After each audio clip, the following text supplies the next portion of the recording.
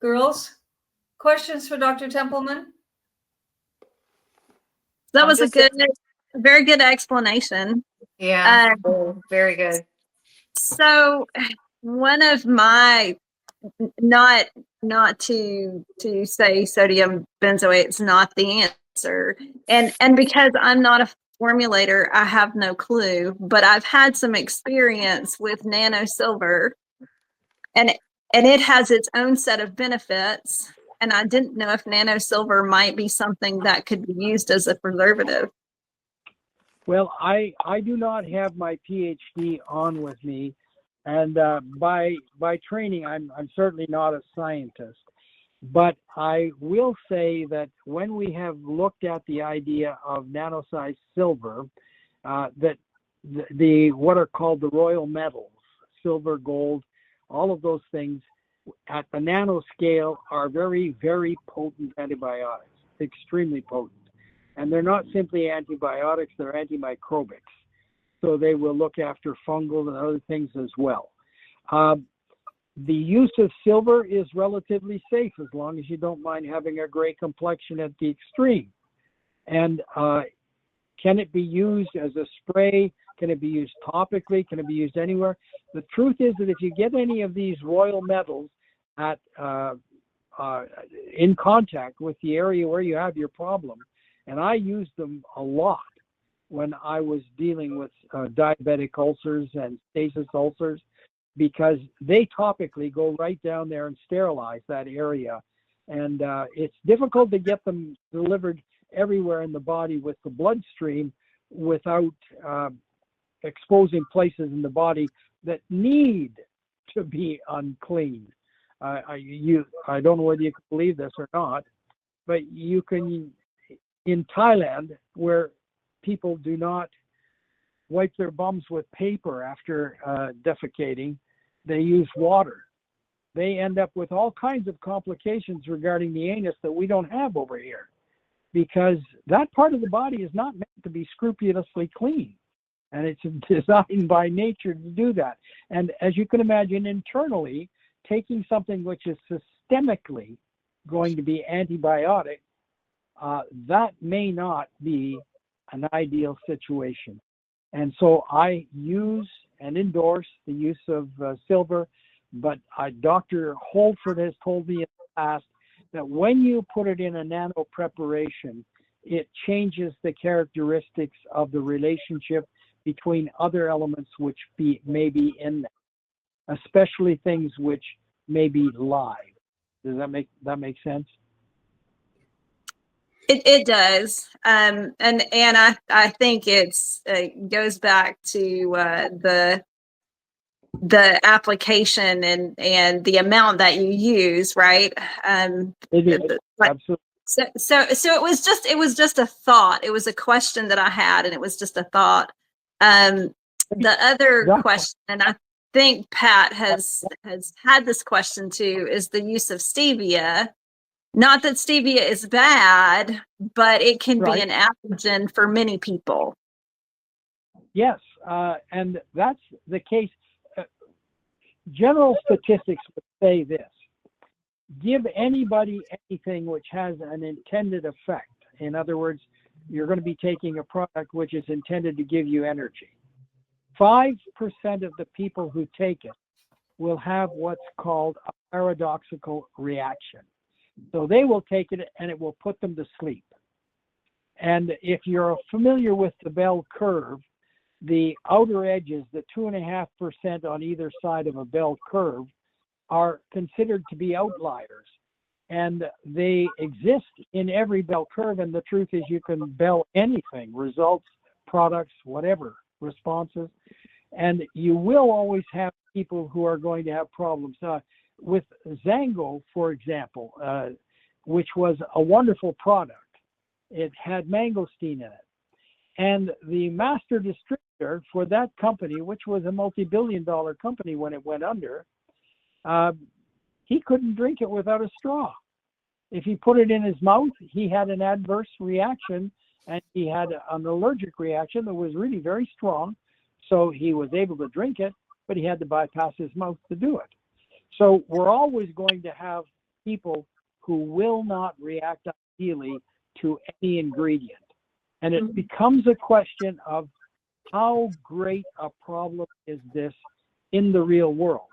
Now, if it killed even one person, and that's how the drugs get off the market, they test them and they don't kill a lot of people, and then they put them out on the market and the real test comes and they start killing people, and approximately 3 out of every 7 drugs are off the market in 5 years because they kill people. So happily, AI is going to solve that. Ideally, the 3rd largest cause of death, which is doctors and drug reactions, will be eliminated, I would say, within 5 years, because AI is able to do a different job of formulation than humans have ever been able to do thus far. So I don't know if I'm going to criticize when drugs become safe, but it's a reality that, yes, people can have reactions that virtually nobody else has, that a few other people have, or that many people have. And in the latter category, where many people are having it, then you look at reformulation, you look at adding something to protect. But more than once, I've had to tell people, you can't use this. So, Dr. Templeman, I was happy how you formulated the moringa, and we didn't use stevia in the moringa. Was there a reason why we were able to create that one without the stevia, but not the other two? Because sometimes there is a reason. The reason why it was done was because I think people like Collie asked us to do it. Well, she probably because I asked her to. Yeah. Okay. Yeah, well, he's feeding back to us from the field concerns and desires that need to be legitimately examined. The others were not because they were formulated when Collie didn't ask questions. Right. Does that make sense? So is it something maybe in the future that? Yes, they can, but then David can address the idea of what happens when you change something in your product. Then you have people complaining. I know. I love the product as it is. Don't get me wrong. I can tell you that we will just look at this discussion and how quick we got to it, Pat, and Dr. Templeman and Fred come on, and Dee Dee, et cetera. Hey, look, you've never been with a company that is more open to, hey, can we do something that makes it better, bigger, faster, cheaper, whatever. I'm always in for that, and we never say no, and we go look at things. But there's some things that we've been down that road, and we change it for one, and then the rest it doesn't work for the others, and then it just becomes a game. So, but Pat, down the road, I'll look at everything to be the best in the industry and with any of our products. Yeah, the stevia that you're using, I really don't have a complaint on. Yeah. It like stevia, it's the way it's processed, everything like that makes a difference, because there's a lot of stevia. I know when Zija put it into ours, I had to stop taking it because I couldn't handle the processing. And I'm not having any problem with yours at all. Yeah. Well, I had many arguments with Dr. Plant in the past when I used to be talking to him about products. I bet you did. I was arguing your side of the question, and he was arguing the side of the question that I'm arguing right now. Yeah. So I've been on both sides of the issues, and certainly to give you an idea of what's going on right now, David and I have frequent conversations. Collie and I have frequent conversations about what products could be coming up in the future. And Collie said to me, we have many people in our environment who have had tremendous success with cleansing products in the past, and they would like to see if we couldn't possibly, because we're considering several products at the present time. David, am I going outside bounds here? No, fine. The premium tea is the one we're all after. Yeah, that's right. Okay. Yeah. in fact, that is the product that we were discussing. I know. Yeah. Yeah. And I said to her, Colleen, thank goodness that the half-life of medical knowledge is not more than 15 years. In fact, right now it's 2.5 months, if you can believe that. That means that everything on the cutting edge of medicine at the present time, half of it will be invalid in 2.5 months because of AI. But the old wisdom of the idea that you could cleanse your body by making yourself go to the toilet was medieval. Really, it really was medieval. Now, it's not certainly invalid as far as the body is concerned, because when the body gets something it doesn't want in there, it puts you on the toilet and it makes sure that it flushes. So it's doing something in an artificial way that is no longer justifiable about the knowledge that we have about how the body works. And for example, flushing the bowel, the large bowel, which is the greatest bioreactor in the world, will slow down and sometimes stop completely a process which is absolutely essential, because I'm sure you know about neurotransmitters and the importance that they have in mental health. Well, serotonin, which is one of the greatest ones, 85% of that is produced in the large bowel. And when you get a diarrheal illness, or you either inflict something on your bowel to cause diarrhea, you immediately reduce the supply of serotonin for a significant period of time by half. So there are all kinds of benefits that we get from those little bugs in our body that we can't make those things. Those secondary metabolites are the reason why mangosteen, why we're considering putting it back in the bowel, because 1/3 of all the benefits that I saw with the mangosteen when it was taken by mouth, I don't see with the mangosteen when it is sprayed into the bloodstream. However, I see areas that were not touched by the mangosteen when it was in the bowel that now are touched very effectively by the preparation that is going to go directly into the bloodstream. So it really is a question of, do we want more? Then it may be the different form that we're going to use. We may not, nano's wonderful, but it may not be the best way to get all benefits from the products that we have. So I have a question regarding that, because I was not a fan of the premium tea. I know it helped a lot of people, and I would use it, but it was my body didn't react. I was an outlier. My body does not like senna, but when I used the glutathione, it was amazing what started happening in my body. So here's a question that I have. Could we have some sort of a cleanse program where we up the amount of glutathione that we're using through the Glutamist for a period of time? And then we don't have a new product, we just have a new regimen. Yeah. Like I was putting a document together for David just a couple of days ago, in which I thought I had a wonderful idea about how to talk about the 3 products and their synergism. And I spent a whole day getting it ready and wrote it and sent it to him and said, look at this. And then I had to rewrite the whole thing the next day and say to him, no, bad idea, really bad idea. And so I modified it and sent it through. What you're talking about is really not easily done in the supplement industry because of the margins of profit. And that is, you can't experiment except in a study of one. In other words, you can take individuals and say, try this, and let's see what happens. And a study of one is a perfectly legitimate way to look at potential benefits of using something different.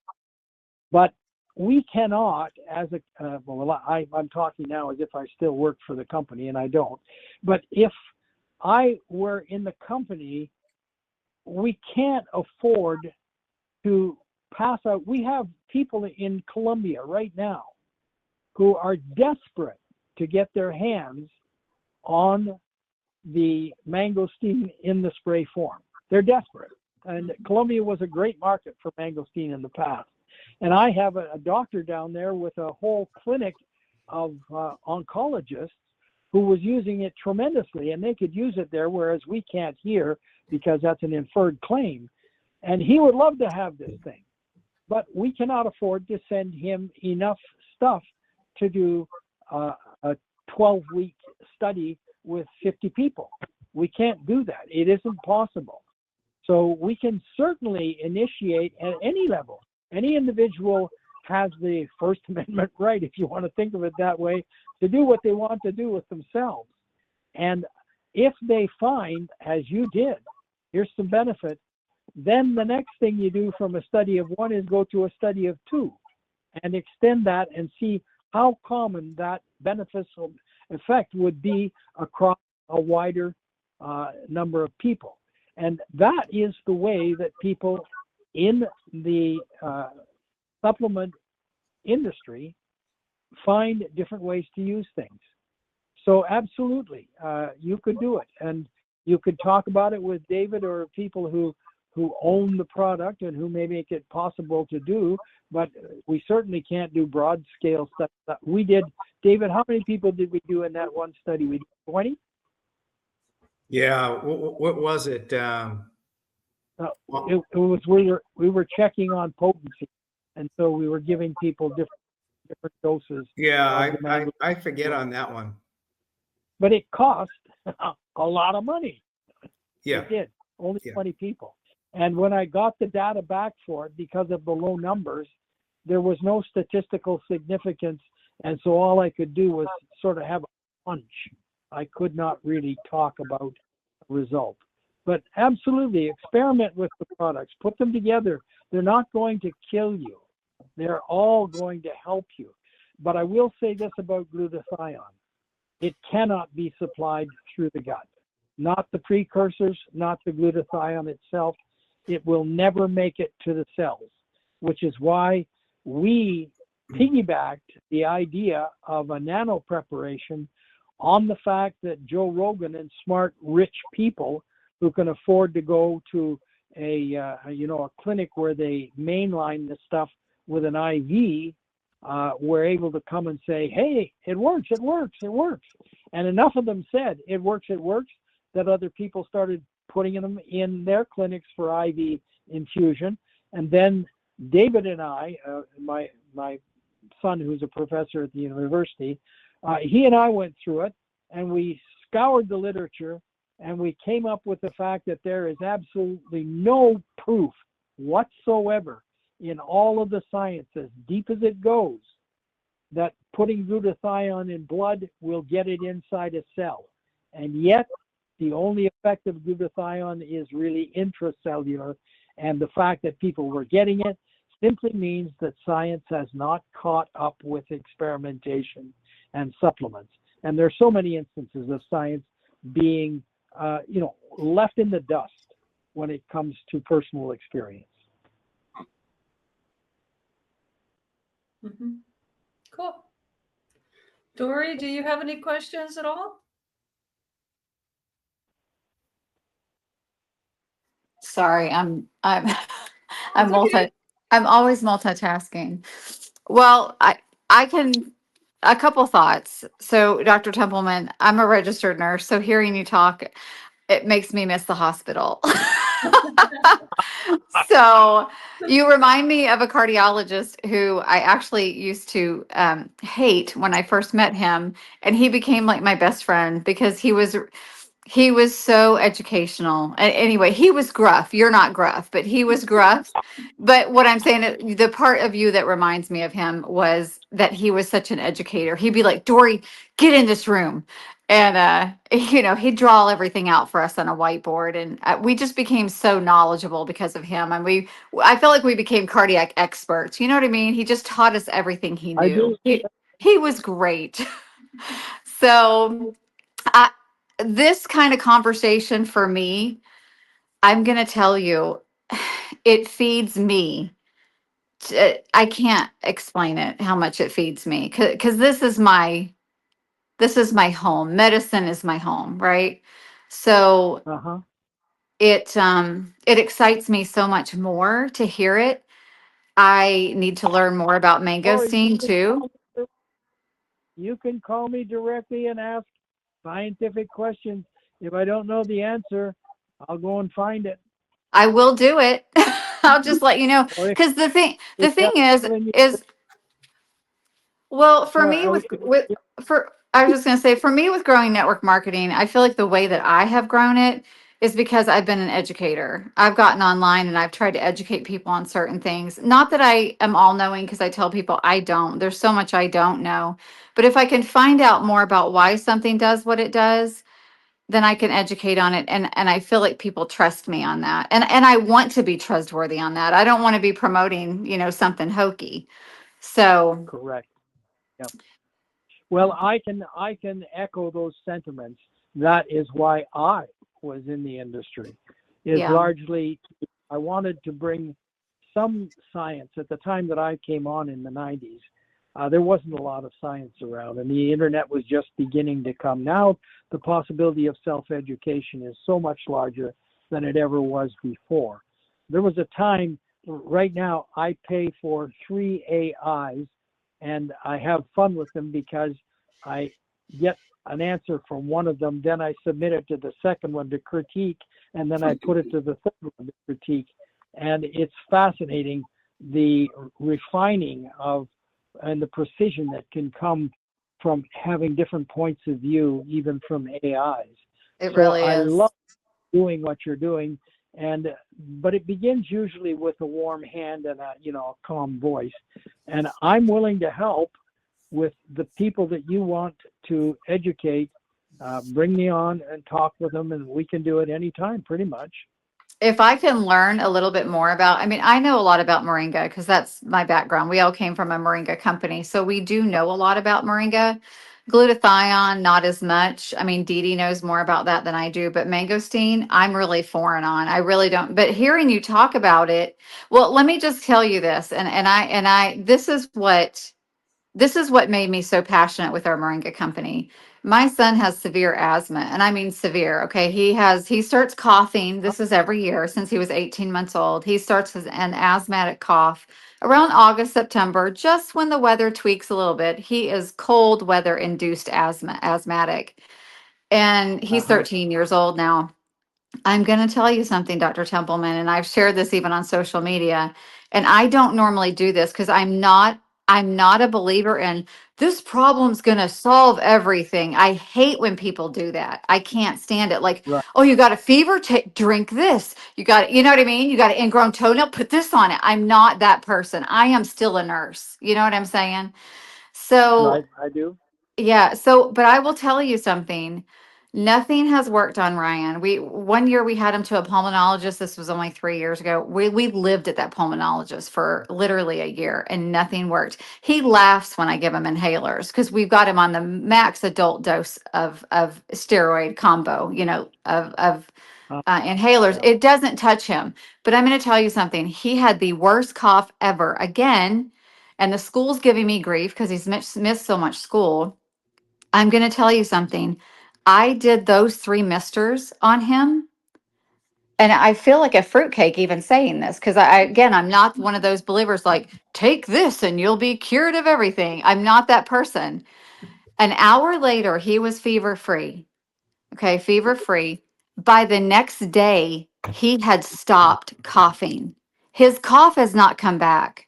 But you don't understand that is not, it doesn't happen with Ryan. It does not happen. To tell you that that's miraculous for him, it's miraculous for him. Yeah, that's great to We hear. had we had a second and third line asthma treatment that I was using in asthma before the mangosteen came along. Mm-hmm. I was able to replace 17 prescriptions that I wrote virtually weekly, if not daily, with the mangosteen. It's And amazing. I'm so enthusiastic about it. And, I almost wanted to drive my car over the bodies of the founders who sank the company because of pride. Mhm. It's just a wonderful, magnificent product. And I feel that if we can get it in conjunction with these other things, this whole paper that I sent to David, why did you want the paper again? What, are you going to rewrite it again? No, not going to read. I just, as long as you don't use the sequence stuff. But the paper, David is prolific. He's writing stuff all the time. And I think he wanted to ask for my opinion about a couple of things that he was intending to put in. I sent him a bunch of things which were doctor speak, and let him pull the pieces out of that that he wants. But the mangosteen, I can go on and did go on for years, talking to as many as 15,000 people at a time about it, knowing that I could say, take it, because I knew from my experience that 60% of the people would have a beneficial effect. There's no medicine out there that you can give that 60% of people are going to have predictable beneficial effect. And across the different categories of disease, it just doesn't exist. Yeah. And glutathione, master antioxidant, and moringa, the green, it's a treasure. Green machine. In Africa, animals, it's incredible. It has so many micronutrients in it. All the vitamins are there pretty much. You have the minerals. That's a whole category of human health care that has to be supplemented because it isn't in our food. Yeah. Right. So Dr. Teeth, just give me a second here. So what we did is, we have the book with the glutathione and the mangosteen. So I wrote another book about the three products, right? The synergistic effect of those three products, and the branding that we did of, detox, defend, power up is significant, is a significant part of the synergy. So Dr. Templeman, I said, Dr. Templeman, could you write something for the book? And he wrote the way he's talking now with his knowledge of the profound effect, the synergy of why those three products are so significant and why they're better together. So where's this book? Where's this book? Brad? What'd you say? David's it's right on your front book. cover of your back office. Oh, okay. I think it needs a new name. Yeah. So I do have one quick question. Just maybe comment / question. One of the ingredients in, I have to go look. Maybe it's the moringa. I don't know. Agave is used as one sweetener in it. So the only thing I can say about this is I understand what Dr. Templeman is saying, because you get to the point where nothing is perfect. And as much as we all want things to be perfect, they're not. We have to have stabilizers for things that are living things, because again, we're going to get bacteria, viruses, all kinds of horrible things in it that would be way worse than the preservative. But also, there are going to be people who are going to pick apart absolutely every single thing, but they're still eating Twix bars and eating ice cream. Do you know what I mean? So I mean, it is human. It is human beings, and I get that. Now, agave, as far as I know, is just as processed as high fructose corn syrup. So I do believe that agave is processed in the liver almost the same as high fructose corn syrup. So I pulled that out. Go ahead. I will not agree with you, and I lost the argument on agave. Okay. I don't love it. I don't love it. I'm going to say this has to be a little bit different because agave in the very processed form that Russ used to complain about is very sweet. And if you sprayed that moringa in your mouth, you know there's no sweet to it. So whatever form of agave is in there, I'm saying, minimal. and I may be lying, but I'm saying it's not processed like people are thinking of agave syrup Right. that's the sweetener next to sugar. It's not the same. What else No, could have been it's not. used? I'm just curious. That is not a sweet product. But if you take the agave out of it, it may be, and then, it may be a product most people wouldn't take. Yeah. The What other? Gordon, the manufacturer of this is manufactured by Gordon Kennard, who is an old friend of mine. I've worked with him since the 90s. And Gordon is a magnificently talented taste guy. And he talked to Collie, and Collie, I think, said to him, "We want this to taste like moringa." Well, moringa doesn't, for me, taste great. It I'd like doesn't. to have it. It's I'm like, horrible. everything tastes like candy apple. But so they worked on it with the idea that they wanted to be able to make it get better. And sweetness is not simply just for sweet. Sweetness is to sometimes blunt acidic bitterness. And it doesn't come across as sweet. I like the taste of it. It almost tastes like our original that we had in the can, and which I love. So I don't have a problem with it.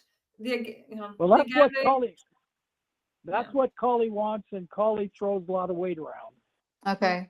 Well, and I'm okay with that. I mean, it seems like there's probably a minimal amount. And like I said, you're always going to come in contact with there's got to be stabilizers. There's got to be ways that things can go in where they're actually absorbed. I mean, there's always pros and cons to every single thing. And I know that you got to weigh cost, you got to weigh efficacy, you got to weigh all of it. I get that. So I understand that, but I will tell you, when I look at the misters, even as a nurse, I look at you can get the majority of people to be compliant with that because they're easy. And that's, to me in medicine, it's just like nothing is going to be good for you unless you can be compliant with whatever is good for you. And those misters are easy. I mean, I did it with my 6-year-old who won't take anything. I mean, he's probably Asperger's something. He's on the spectrum somewhere. That's all I can tell you. But I made him do the misters the other day, and I'm not exaggerating. His cough also, he's not asthmatic, but he's had a wicked cough on and off this winter because it's his first year at school. It was gone in a day. I mean, so I have no questions that these things are, I don't know, working some magic in these kids of mine. So I'm just impressed with them. And so I'm happy to promote them and be able to tell people that their efficacy is good because I can see the results. Yeah. And they're easy to be compliant with.